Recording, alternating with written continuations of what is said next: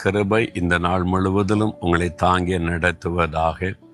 நீங்கள் நடந்து செல்லுகிற பாதையில், அதாவது உங்களுடைய வாழ்க்கை பாதையில் சில தடைகள், சில நெருக்கங்கள், சில கஷ்டங்கள், எப்படி நான் இதை கடந்தெல்லாம் சொல்ல போகிறேன், இந்த மாதிரி ஒரு நெருக்கம் வந்திருக்குது, நான் கடந்து போகிற பாதையில், குடும்ப காரியத்தில், வேலை செய்கிற இடத்துல, பிஸ்னஸ் காரியத்தில், ஊழிய காரியத்தில், என்னுடைய படிப்பின் காரியத்தில், இப்படியே நீங்கள் கடந்து போய் கொண்டு இருக்கிற பாதையில் சில நெருக்கங்கள், சில தடைகள், கடந்து செல்ல முடியாத அளவுக்கு போராட்டங்கள், என்ன செய்கிறது, ஸ்தம்பித்து நின்று கொண்டு இருக்கிறீங்களா? ஆண்டவர் உங்களுக்கு ஒரு வார்த்தை சொல்றார் பாருங்க. நீதிமொழிகள் 3 அதிகாரம் 23 நீ பயமின்றி உன் வழியில் நடப்பாய், உன் கால் இடராது. நீ பயப்படுற மாதிரிலாம் ஒன்றும் நடக்காது.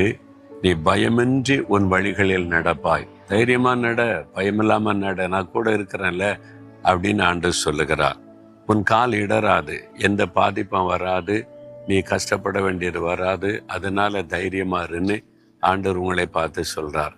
ஏதோ ஒரு காரியம் போகிற பாதையில ஒரு பயத்தை உண்டாக்குற காரியம், அதுதான் உங்களை ஸ்தம்பிக்க பண்ணுது, கலங்க பண்ணுது, முன்னேற விடாதபடி தடுக்கிறாரு. ஆண்டவர் சொல்றாரு, நீ பயமின்றி நீ உன் வழிகளில் நடப்பாய், கால் இடராது, நீ வாக்கு கொடுக்கிறார்.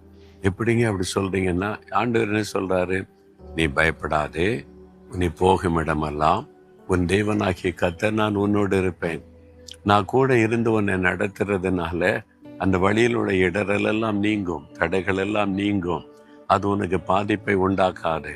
அந்த பயப்படுத்துகிற சூழ்நிலை மாறிவிடும் இந்த ஆண்டவர் சொல்ல. இன்றைக்கு நீங்க கடந்து செல்கிற வாழ்க்கை பாதையில உங்களை பயம் முறுத்தி மிரட்டி கொண்டிருக்கிற சில தேவைகள், பிரச்சனைகள், வியாதிகள், நெருக்கங்கள், கஷ்டங்கள் காணப்படுதில்ல, அது நீங்கும். அந்த இடர்களை கர்த்தர் மாற்றுவார். ஆண்டவர் அற்புதமாய் உங்களை நடத்த போகிறார்.